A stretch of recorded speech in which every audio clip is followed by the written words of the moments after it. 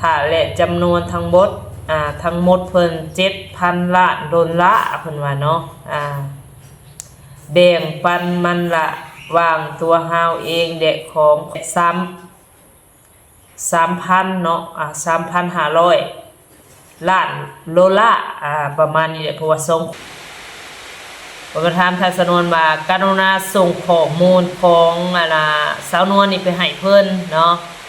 เจ้าเพื่อค่อยจะได้ให้เจ้าเกี่ยวกับกับศีลธรรมที่ปฏิบัติตามเพื่อให้บริษัทขนส่งของสายการบินจัดส่งกล่องไปหาเฮือนของเจ้ากรุณาข้อมูลของเจ้าว่าซะเนาะแต่ถ้าสนวนก็เลยแต่ไปเขียนมาว่าซื้อที่บ้านเนาะแต่ก็ซื้อของทางสนวนเบอร์โทรศัพท์เมืองประเทศเนาะเงินเนี่ยเนาะหน้าตาเพิ่น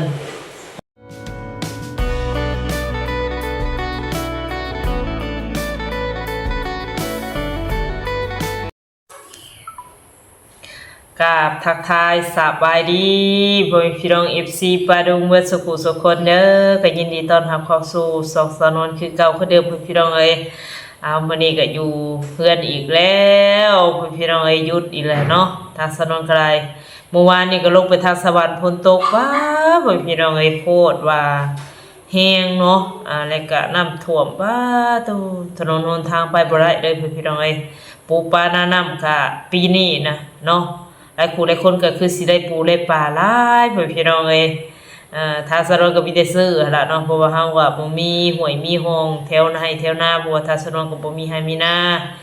ซื้อข้าวกินเนาะพี่น้องเนาะนี่ก็เบิดแล้วก็ยังบ่ได้ออกไปซื้อพี่น้องเอ้ยเคาะเลยมื้อนี้ก็ได้แบบเทมาเบิดเลยเนาะสุดท้ายมื้อนี้คือสิบ่ได้ออกไปทางใดเพราะว่าฝนตกแล้วก็เปื้อนถนนหนทางเนาะว่าสิออกไปซื้อข้าวก็คือสิออกบ่ได้พี่น้องไอ้ยันพามาบ่รอดนะยันลบ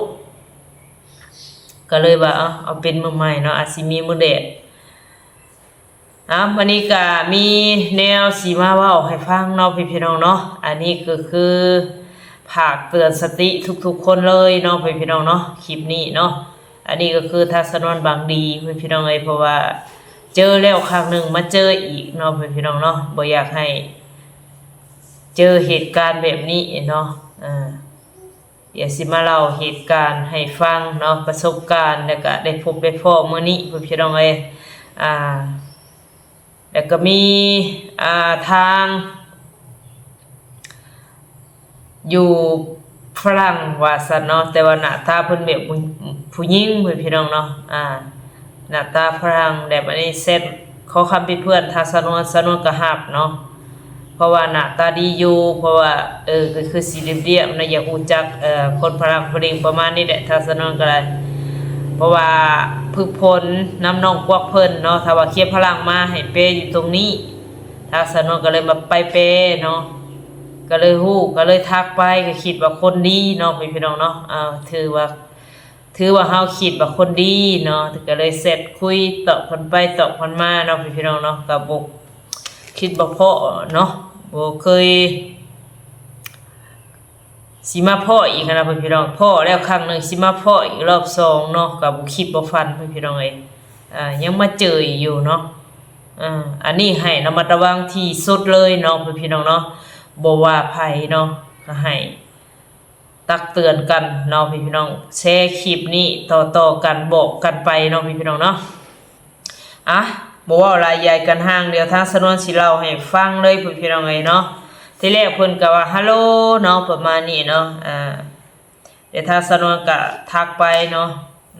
เพิ่นทักมาทีแรกก็คือฮัลโหลแล้วก็สบายดีเพื่อนรักว่าซั่นเนาะยินดีที่ได้รู้จักฉันมาจากประเทศอเมริกาว่าซั่นเนาะเพิ่นก็บอกประเทศข้างนี้แล้วพี่น้องเอ้ยประเทศอเมริกาว่าซั่นคุณมาจากประเทศอะไรเนาะดิทาสนวนก็ตอบไปว่าประเทศลาวเนาะแต่ทาสนวนก็รู้สึกแล้วเนาะมันแบบแปลกๆคล้ายๆแบบคำเว้าเดิมๆกลับมาอีกรอบ2เนาะเพราะว่าจื้ออยู่พี่น้องไอ้คำแบบทักทายแบบนี้เนาะ หลังจากทางสนวนเบ้าไปประเทศลาวแล้วเนาะทางเพิ่นก็ถามมาอีกว่าประเทศที่รักฉันคือจาเครีเนาะที่บ่เพิ่นอยู่พี่น้องอันนี้ภาค FC ฮู้จักบ่ประเทศนี้เนาะพี่น้องเนาะแต่ว่ามันก็บ่เที่ยงมั่นดอกเนาะเพราะว่าเอามาแอบอ้างประมาณนั้นเนาะอันนี้ทางสนวนอยากถาม FC เนาะถ้าว่าฮู้ประเทศนี้ก็เม้นมาบอกทางสนวนแหน่ว่ามีเนาะพี่น้องเนาะชื่อเพิ่นน่ะจาเครีเนาะซันซื่อจาเครีเนาะชื่อเพิ่นเนาะสัญชาติคุณชื่ออะไรเนาะอันนี้บ่แม่นชื่อประเทศเนาะถ้าสนวนอ่านผิดเป็นชื่อเพิ่นเองเนาะจาเครีแต่ว่าเพิ่นอยู่ประเทศสหรัฐอเมริกาเพิ่นว่าเนาะคุณชื่ออะไรเพิ่นว่าทางสนวนก็ตอบไปชื่อออร่าทางสนวนก็ตอบไปจังซั่นเนาะเพราะว่าฮู้จุดเป้าหมายแล้วมาบ่ดีแล้วเนาะก็เลยตอบไปตามนั้นพี่น้องเนาะอันนี้คือดินนครนำหั่นล่ะเว้าจังซั่นซะ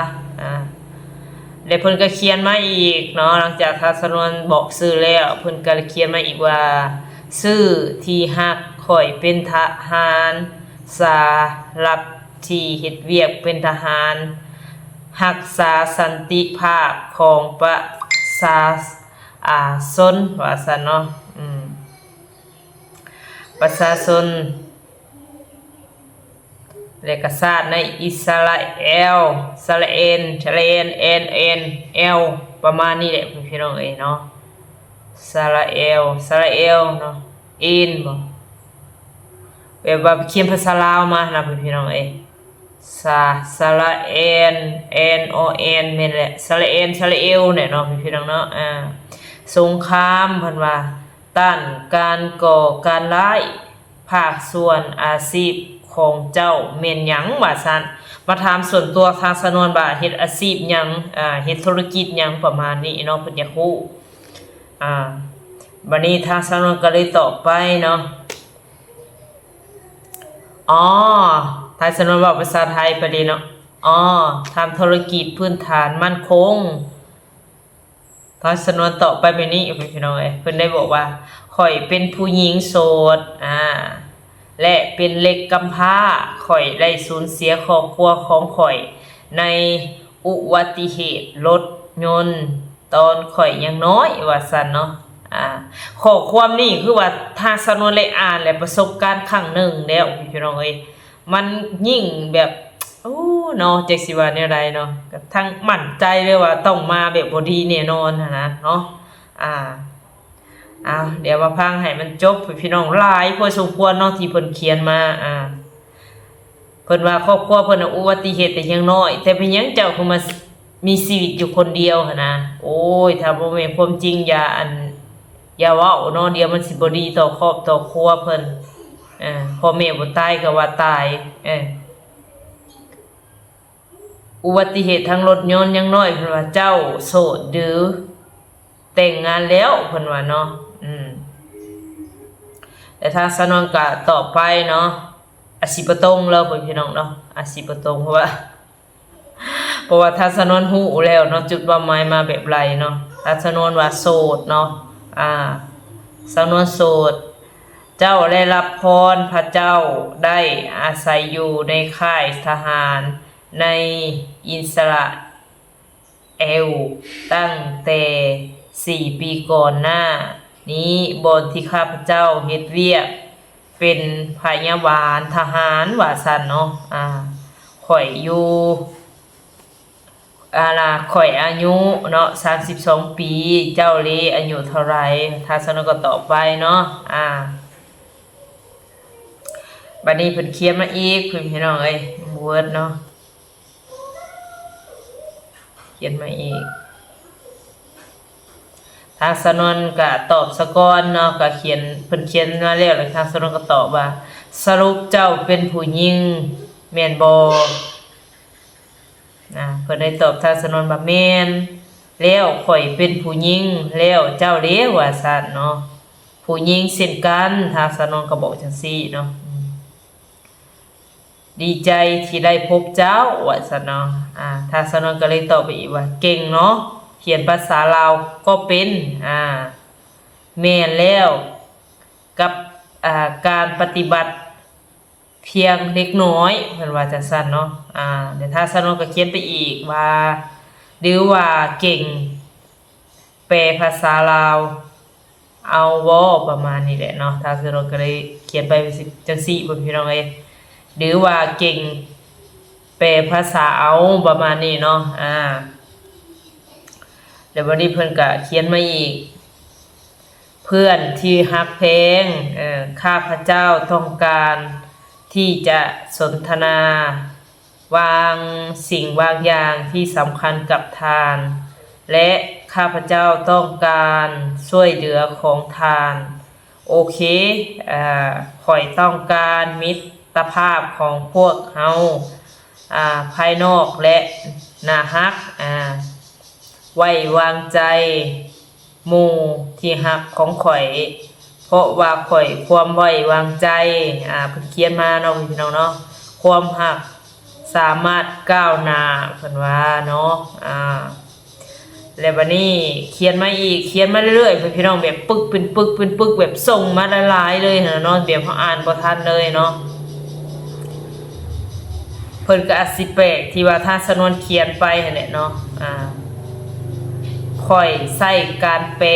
เมื่อคำที่เข้าใจยากเพิ่นว่าเนาะฉะนั้นข่อยมีเหตุผลเพิ่นว่ามีพิเศษว่าเป็นหยังข่อยติดต่อเจ้าอยู่ที่นี่หวังว่าข่อยจะอธิบายให้เจ้าฮู้อย่างรายละเอียดกรุณาอ่านเพิ่นบอกถ้าสนวนอ่านเนาะกรุณาอ่าน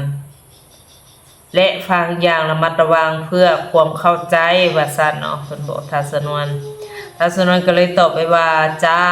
ว่ามามีอะไรอยากอธิบายให้เข้าใจก็เสนอมาจ้าถ้าสนวนเขียนภาษาไทยไปเนาะพี่น้องเนาะแล้วเพิ่นก็เขียนมาอีกเนาะ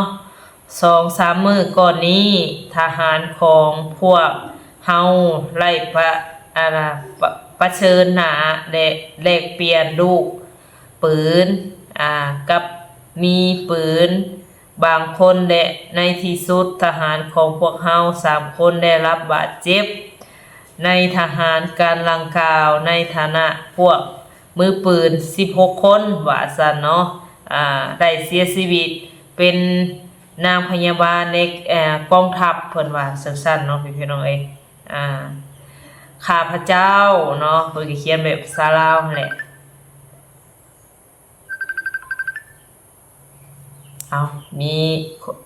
มีคนโทรมากวน แต่ว่าบ่ได้รับพี่น้องเอ้ยเนาะเป็นFC เดี๋ยวค่อยโทรหาเพิ่น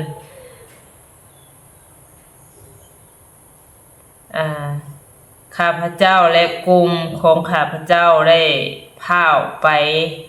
ให้การปิ่นปัวว่าซั่นเนาะสำหรับผู้ชายของพวกเฮาที่ได้รับบาดเจ็บอยู่บ่อนที่มีปืน16คนถือเสียชีวิตประมาณนี้แหละเนาะพี่น้องเนาะแต่ว่าเพิ่นเขียนคำว่านั่นล่ะเนาะแต่ว่าถ้าสนมขออนุญาตอ่านเนาะเดี๋ยวบัดนี้เนาะเพิ่นก็ส่งภาพมาให้ทัศนวนเบิ่งเนาะนี่บ้านเมืองเพิ่นเป็นแบบนี้เนาะพี่น้องเนาะ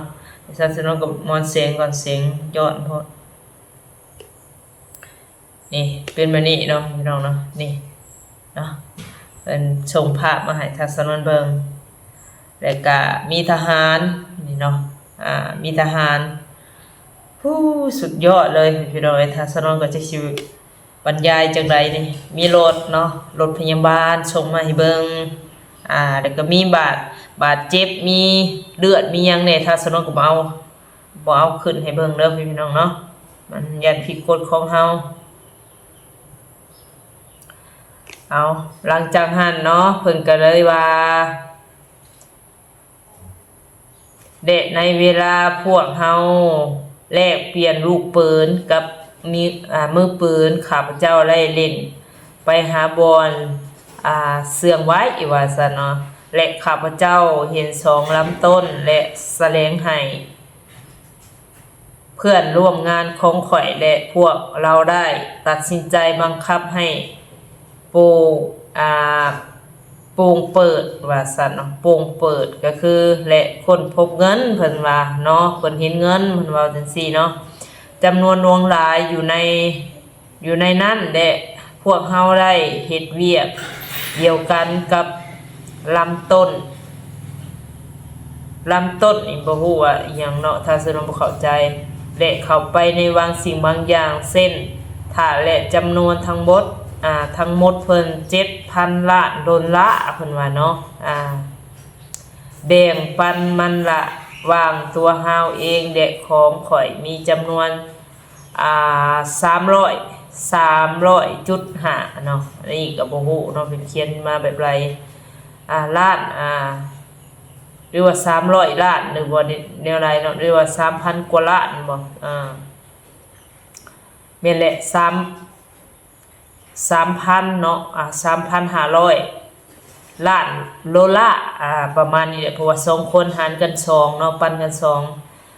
เงินที่ข่อยอยากลงทุนในประเทศของเจ้าว่าซะเนาะเพิ่นยกตัวอย่างแบบว่า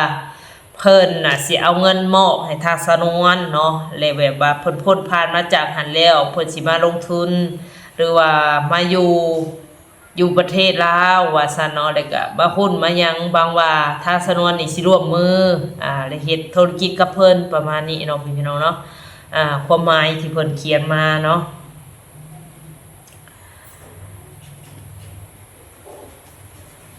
ได้บัดนี้ก็ส่งภาพมาให้ทางสนวนเบิ่งแล้วมื้อนี้พี่น้องเอ้ยเนาะ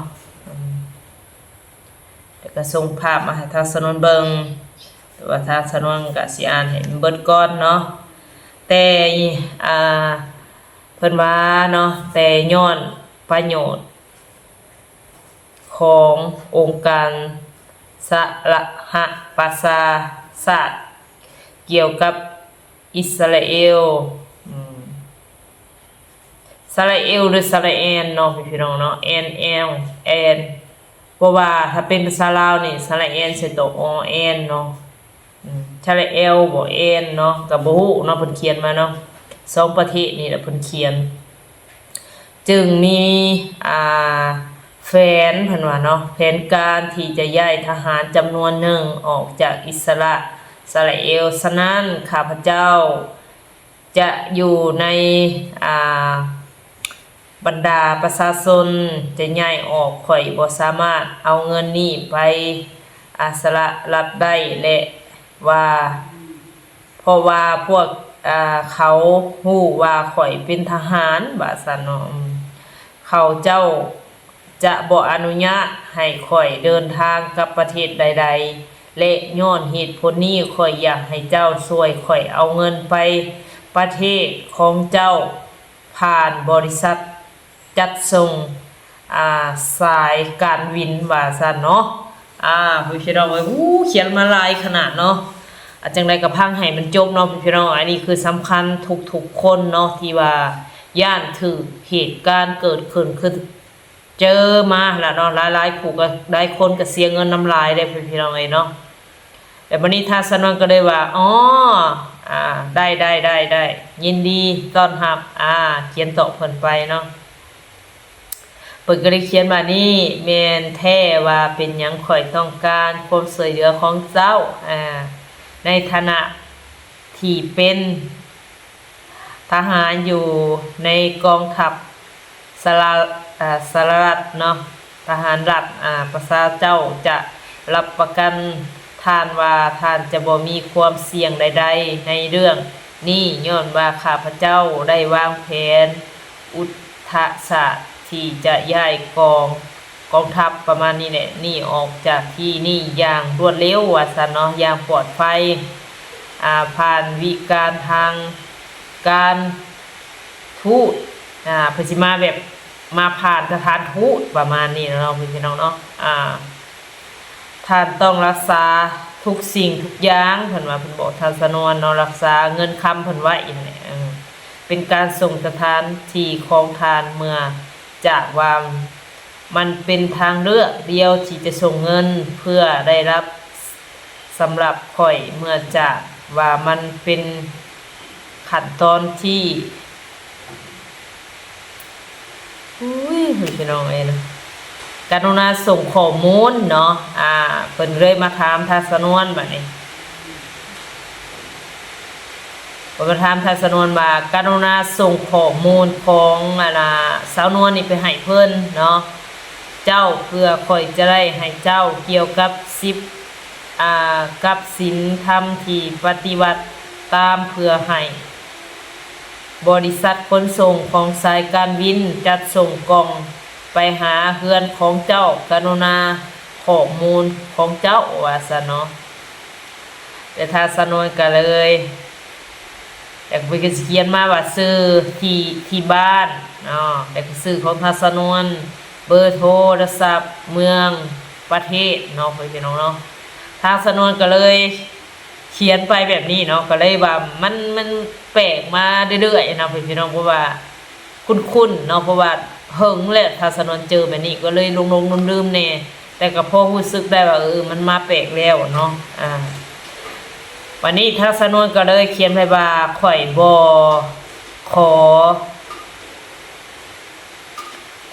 บอกรายละเอียดของเจ้าเด้อถ้าถามแบบนี้ถ้าโอนเงินจึงต้องผ่านธนาคารอย่างเดียวเท่านั้นมันจึงมั่นคงถ้าสนวนว่าจังซั่นเนาะพี่น้องเนาะแต่ถ้าสนวนฮู้ลีเกตใจแล้วล่ะว่ามาแบบใดแต่ว่าดิ้นไปว่าสิมาตอบเฮาแบบไรส่วนเฮาคุยแบบไรเนาะอยากฮู้อีกพี่น้องเอ้ย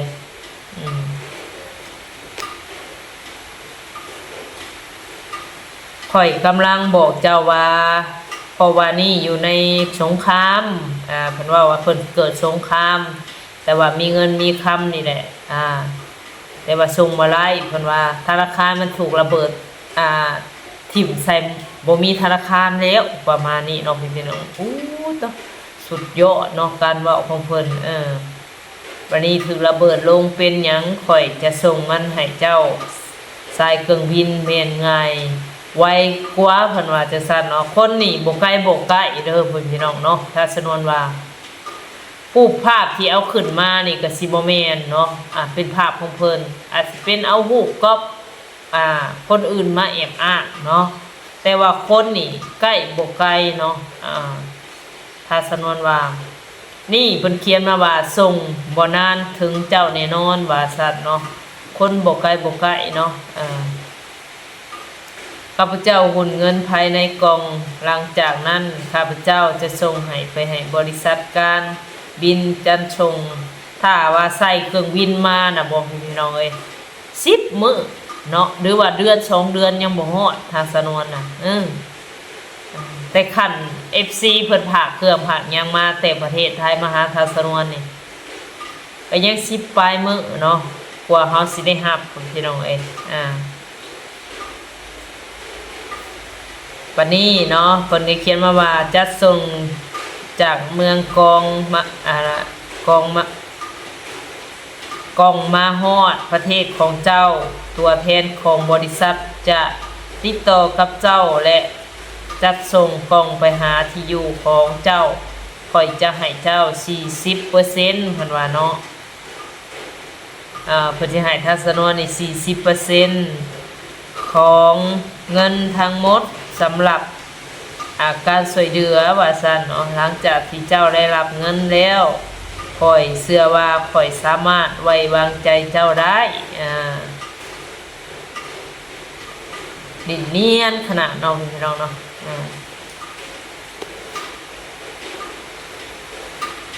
ป้าพี่น้องให้ถ้าสนวนอ่านนี่อ่านบ่เบิดได้พี่น้องเนาะหลายขนาดเนาะเขียนมานี่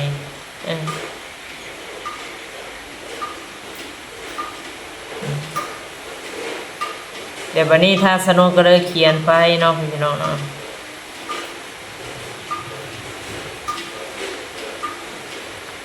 โอนมาทางธนาคารนะจะโอนเงินใช่ไหม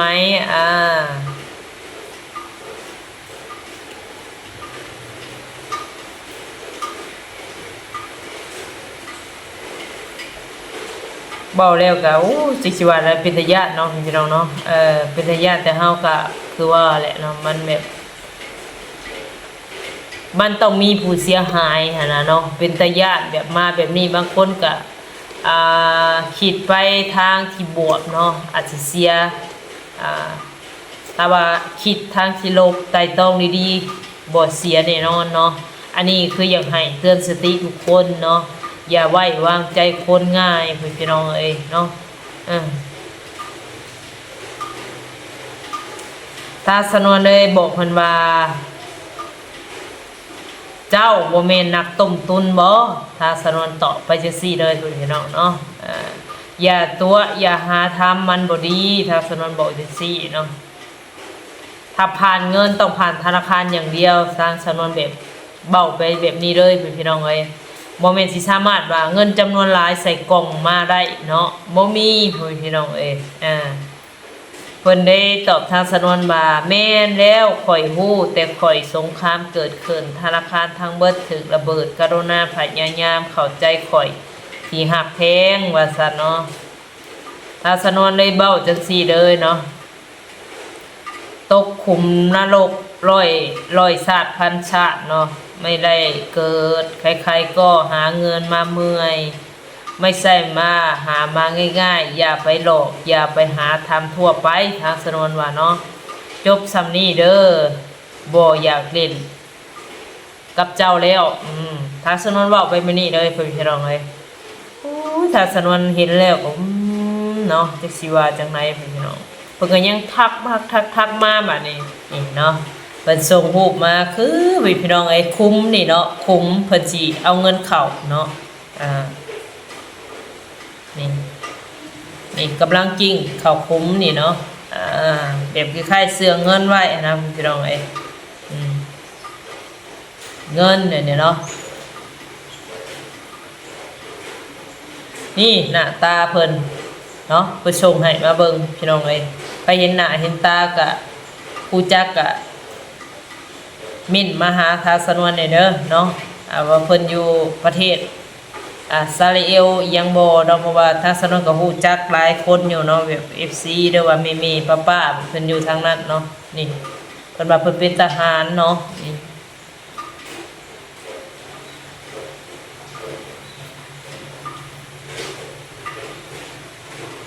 อันนี้ก็ให้ระมัดระวังให้มีสติเนาะพี่น้องเนาะอันนี้ก็คือเป็นคลิปอุทาหรณ์เตือนสติทุกคนเนาะพี่น้องเนาะ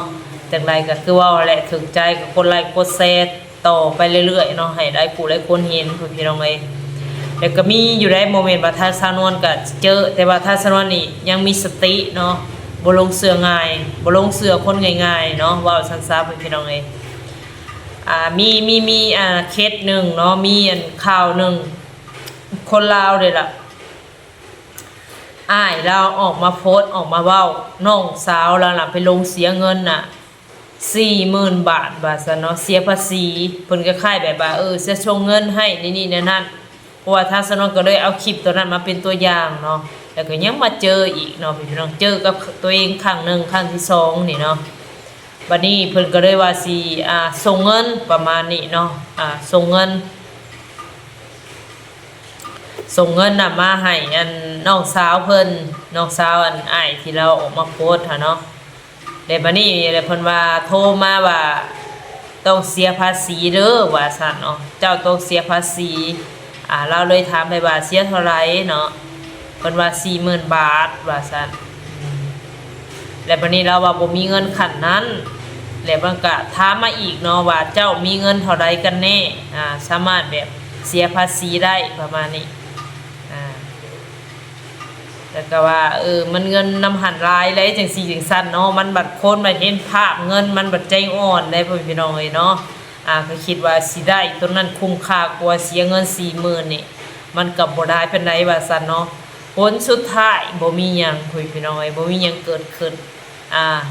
โอนเงินเข้าบัญชีเขาแล้วเลยเงิน 40,000 เนาะเครื่องที่เว้าว่าสิฮอดแล้วนี่นั่นเพราะว่าการเว้าของคนที่นักต้มตุนนี่สิเว้าไว้ว่าของสิฮอดเด้อตอนนี้อยู่ จังไรล่ะอยู่ประเทศลาวอยู่สะพานไทยลาวสิขามคลองมาหาเจ้าแล้วเพราะว่าเฮาบอกบ้านบอกเมืองเขาก็สิฮู้เด้เนาะแล้ววันนี้ก็เลยทั้งเอ้ยนั่นอาจสิคิดแบบว่าคุ้มค่าว่าเงินในกล่องนั้นมันหลายกว่าเงิน 40,000 มันบ่หลายสำตัวนั้นเนาะก็เลยโอนไปให้ 40,000 ปึ๊บติดต่อบ่ได้เนาะเงิน 40,000 นั่นเขากินจ้อยเป็นพี่น้องเอ้ยเนาะอันนี้ให้ระมัดระวังมีสติแล้วเป็นพี่น้องเนาะก็จังซั่นล่ะถ้าสนวนก็คือบ่ลงเสือคนง่ายๆเนาะซุมื้อนี้คือว่าแหละวิชาชีพอีหยังนักต้มตุนเนาะวิชาชีพการหาเงินของไผของมันดิก็ผู้เขาสมองล่มเหลวหรือสมองเฮาแบบล่มใจไปก็เสียเนาะพี่น้องเนาะให้มีสติระวังกันเนาะโดยจังไรเนาะคลิปนี้ก็คือฝากทุกๆคนเตือนทุกๆคนเนาะพี่น้องจึงได้ออกมาเว้าและบรรยายให้ฟังสำหรับคลิปนี้ก็สิประมาณนี้เด้อฝนฟ้าอากาศมาไล่อีกแล้วพี่น้องเอ้ยตกมาอีกแล้วเนาะสำหรับคลิปนี้ก็ขอกล่าวคำว่าสบายดี